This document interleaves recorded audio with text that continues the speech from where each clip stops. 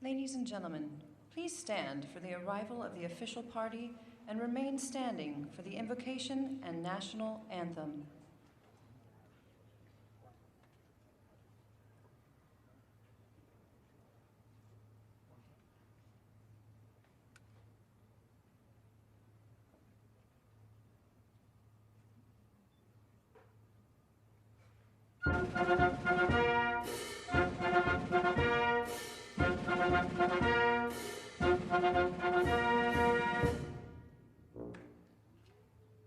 Ladies and gentlemen, the President of the United States, accompanied by the Secretary of Defense and the Chairman of the Joint Chiefs of Staff.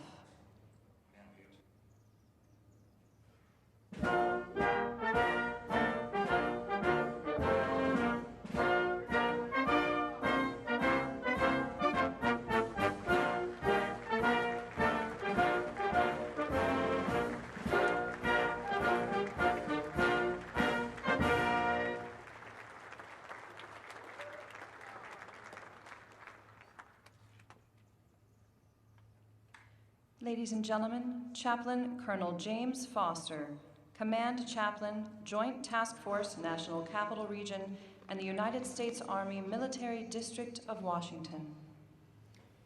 I invite you to a moment of prayer with me on this hot but amazing day.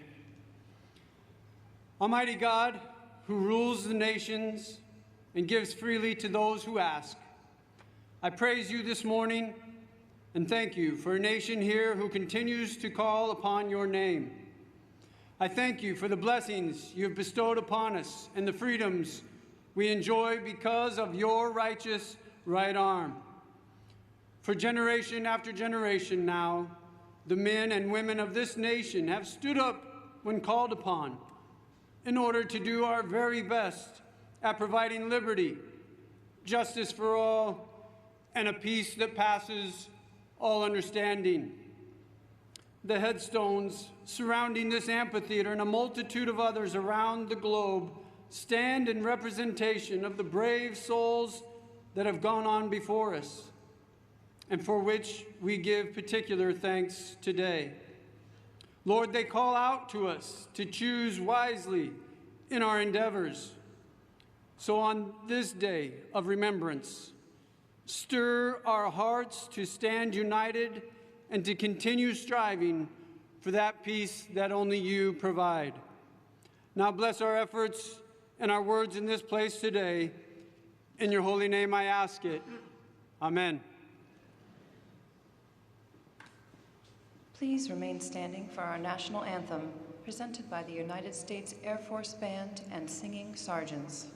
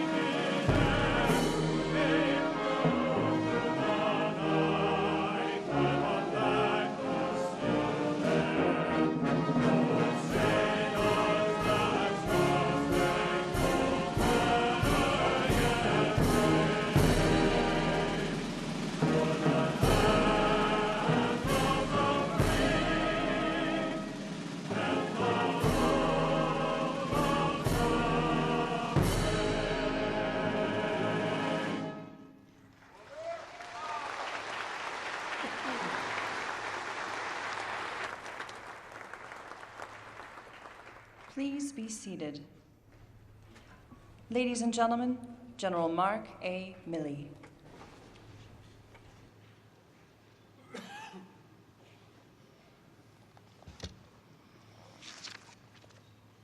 Mr. President, Madam Vice President, Secretary Austin, distinguished guests, fellow Americans, and most importantly, Gold Star families, welcome to all. And it's an honor to join you all in solemn remembrance and reflection on this 154th observance of Memorial Day for the over 1 million Americans who have given the last full measure of devotion in service to our country. Beginning with the founding of our nation, more than 42 million Americans have worn the cloth of our country. From Lexington and Concord to Yorktown, from Manassas to Appomattox, in Bellawood and Normandy and Iwo Jima, Pusan, Incheon, the Ia Drang, Ramadi, Mosul, and the Arghandab. These places are forever etched in our national vocabulary and in our collective memory. The story of the sacrifices made is the story of our nation. It's the story of our values. And behind every fallen soldier, sailor, airman, and Marine is a family whose sacrifice beats in the heart of every American. On this day, reflect on the parents who grow up without the comfort of their child, of the children who grow up without a parent, for the families of our fallen. Every day is Memorial Day. Our fallen fought and gave their lives for an idea, a simple yet powerful idea, the idea that is America, embedded in our founding documents, the Declaration of Independence and the Constitution, for which we swear an oath. The idea that here in the United States of America, every single one of us is born free and equal. No matter who you are, no matter where you came from, under these colors of red, white, and blue, all of us, every single one of us, is an American. And our fallen lived knowing that freedom and the idea that is America is worth fighting for, and is up to us, the living, to ensure they did not die in vain. And we do that by recommitting ourselves to the idea, the values that constitute America. That we hold these truths to be self-evident, that all men and all women are endowed by the Creator with the inalienable rights of life, liberty, and the pursuit of happiness. And we uphold the cause, not just for which they died, but the cause for which they lived. And we must continue. We must live a life that is worthy of their sacrifice. And we continue to build this nation and never forget the idea that is America. So on this day and every day, may God bless our fallen and the cause for which they gave their all. It is now my privilege to introduce the Secretary of Defense, a man who I have personally witnessed his leadership in the crucible of battle. And I have had the pleasure of knowing him for a quarter of a century. He's a leader of courage, a leader of integrity, a leader of grit. It's my pleasure to serve alongside him yet again. Ladies and gentlemen, it's my honor to introduce the 28th United States Secretary of Defense, Lloyd J. Austin III.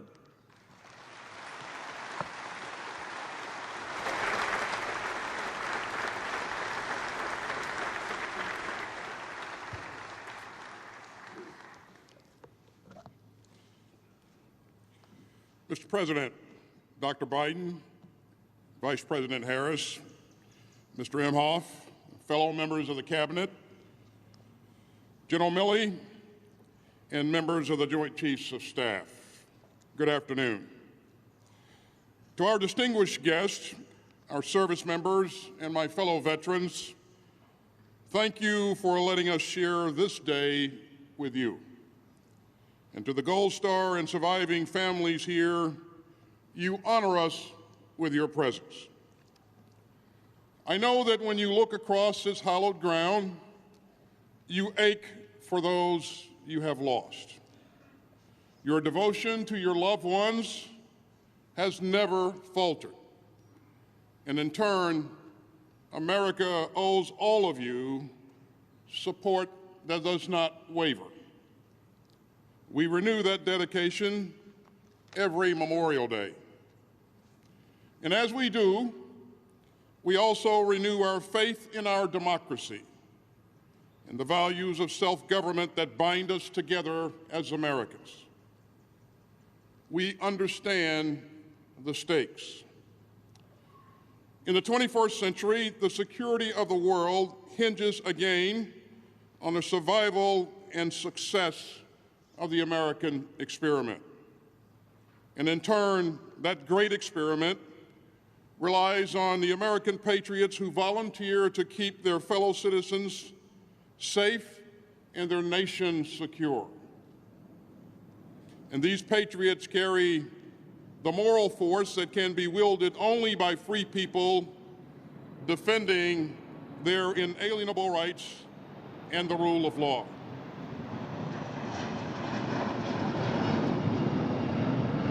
Today, on the battlefields of Ukraine, the world again sees the power of democratic citizens and soldiers to defy tyranny, cruelty, and oppression. Their freedom is under attack. And so is the international order rooted in the rules that we have built since World War II at such terrible costs. We understand the challenge, and we're determined to meet it. As the President says, in the battle between democracy and autocracies, democracies are rising to the moment. We draw inspiration from the unity of our allies and partners, and we draw strength from the men and women of the United States military. In the year since we last gathered on this solemn day, America's longest war has come to a close. And today we remember the 2,461 American service members and personnel who fell in Afghanistan. And we remember all those who still carry the wounds of that war, to body and to soul. We hold them in our hearts alongside the patriots across generations who gave their lives to defend us all.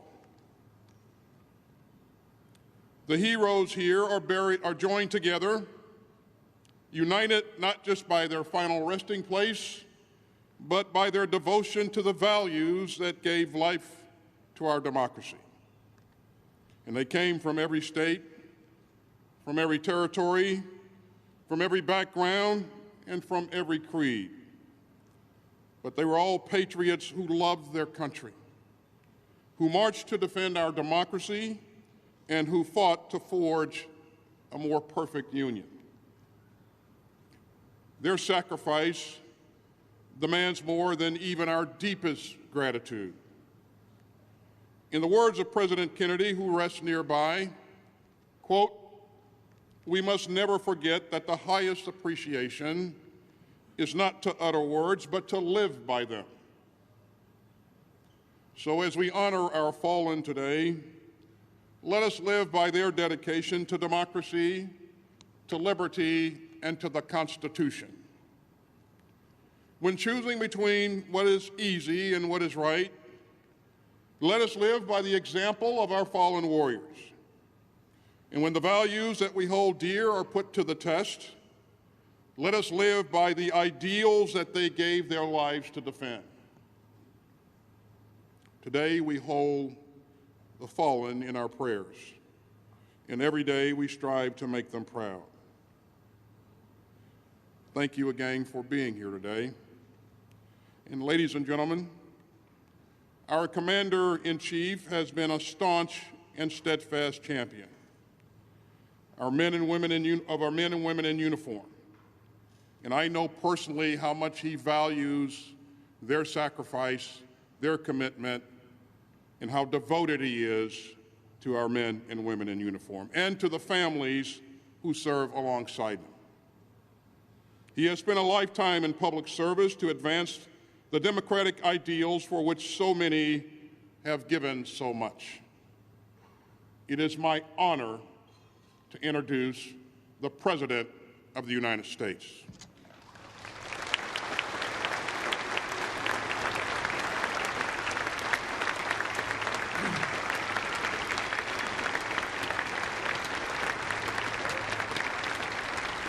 Thank you.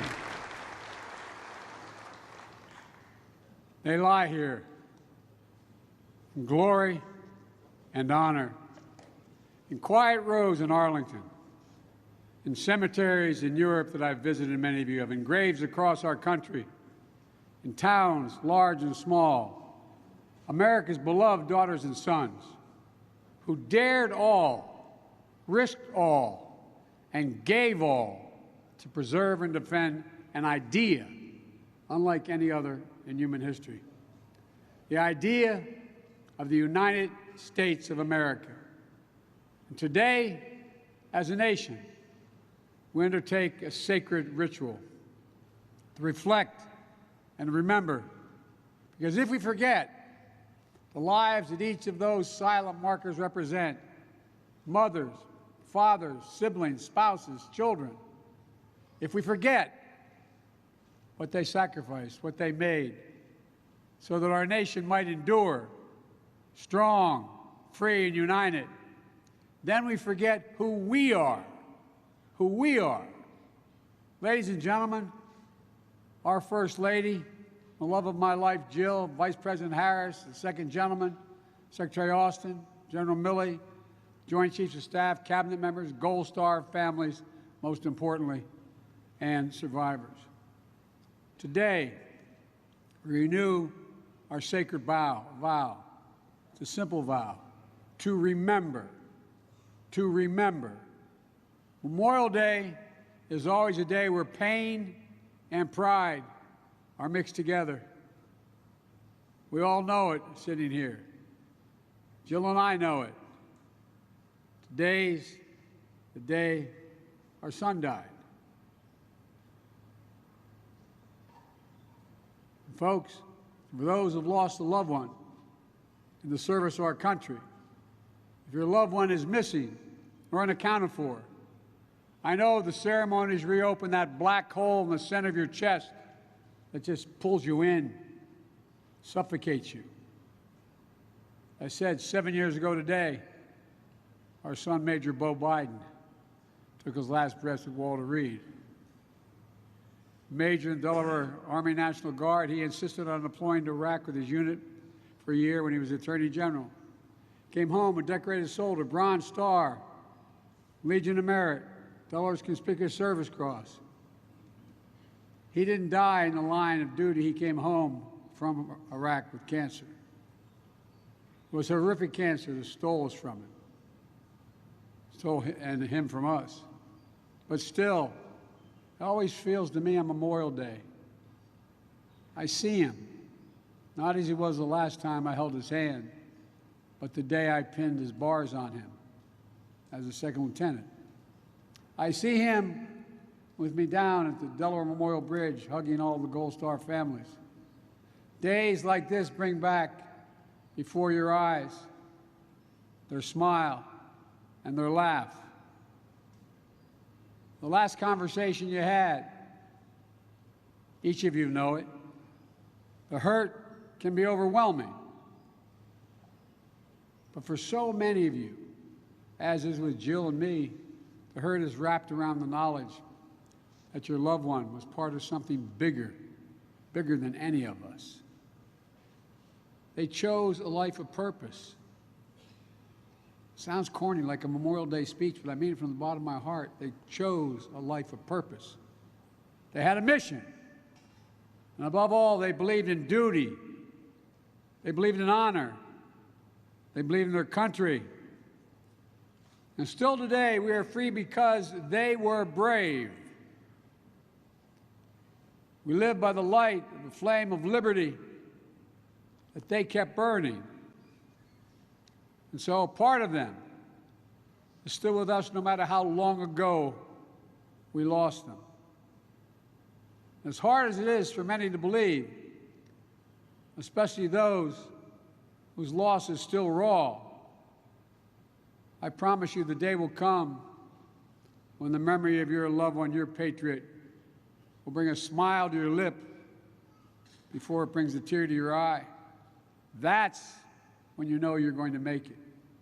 Today, American service members stand watch around the world. And as many of you know, at often at great personal risk. And this Memorial Day, we know the memory is still painful of all the fallen who lost their lives during the last 2 decades in combat. Each of them leaving behind a family, a community, hearts broken by their absence, and lives that will never be the same. We see in the hundreds of graves here in Section 60 at Arlington, reminder that there's nothing low risk or low cost about war for the women and men who fight it. 7,054 American military members gave their lives over 20 years of our Iraq and Afghan conflicts. Untold others died of injuries and illness connected to their service in these wars. And the enduring grief borne by the survivors is the cost of war that will carry as a nation forever. And so, to every Gold Star family, to every survivor and family member and caregiver, this grateful nation owes you as well as the mercy you lost. And we can never repay the sacrifice. But we will never stop trying. We'll never fail in our duty to remember. With their lives, they bought our freedom. And so with our lives, we must always live up to their example, putting service before self, caring for our neighbors as ourselves, working fervently to bring our union just that much closer to fulfilling the founding creed.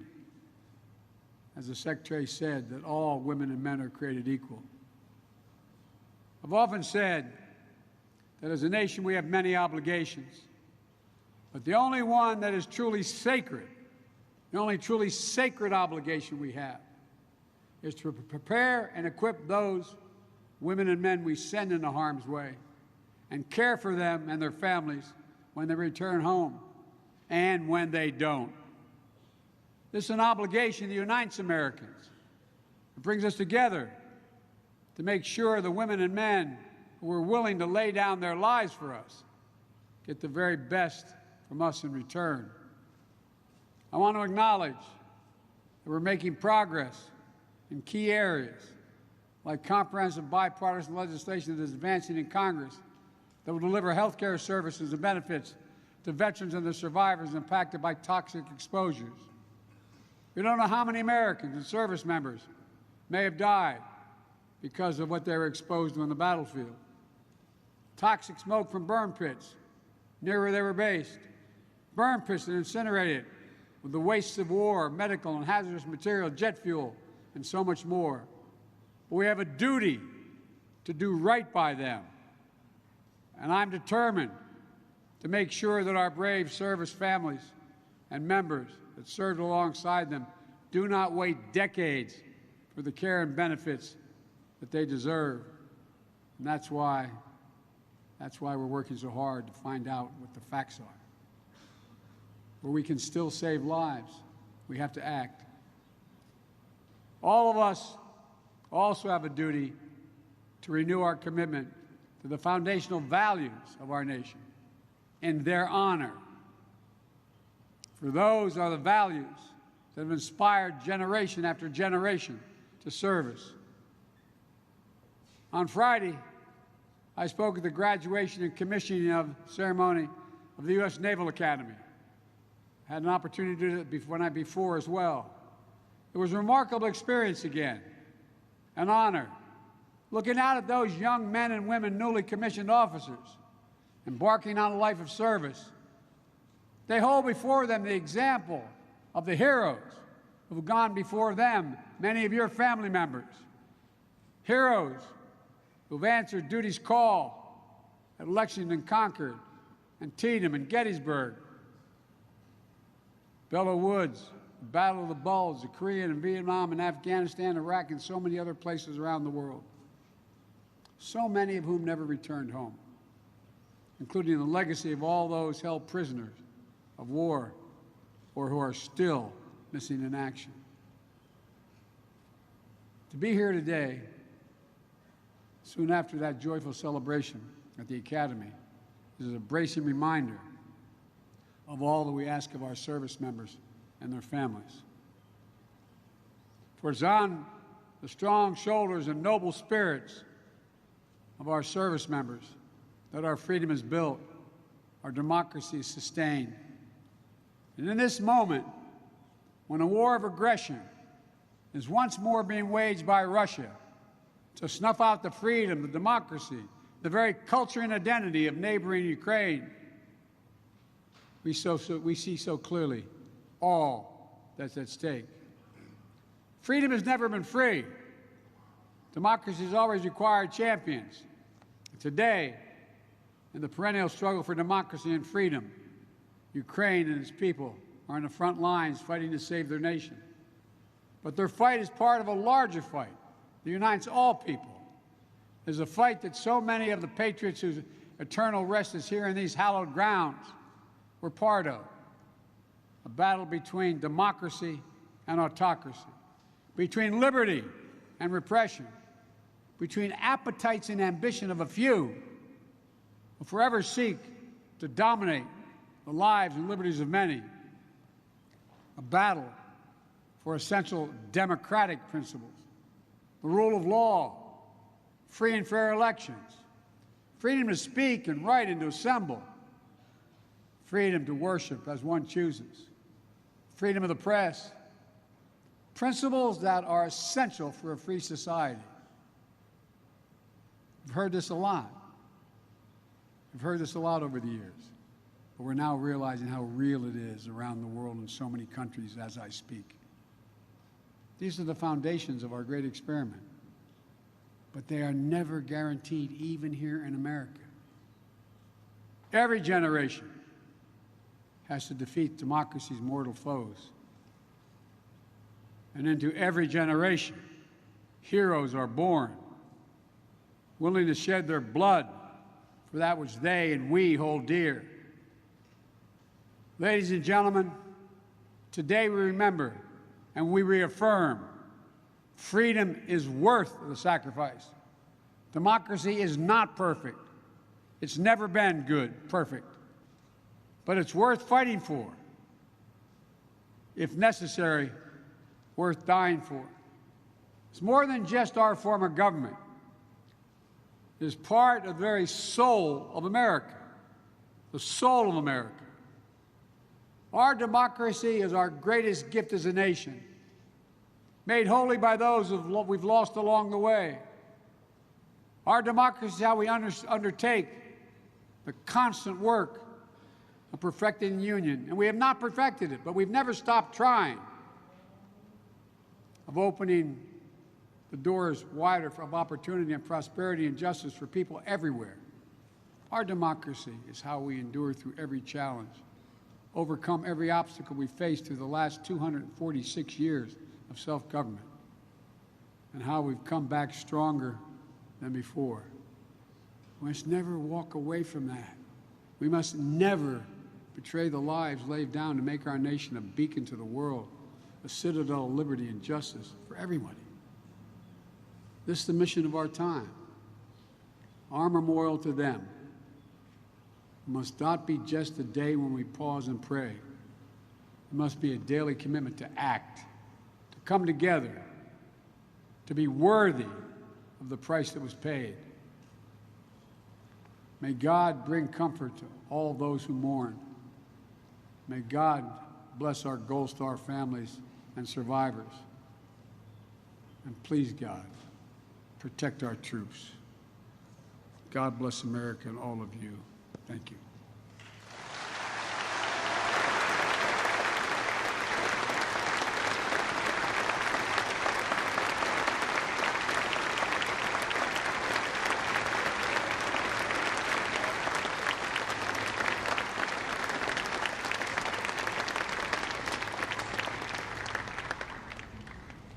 Ladies and gentlemen, please stand for the playing of taps and the benediction.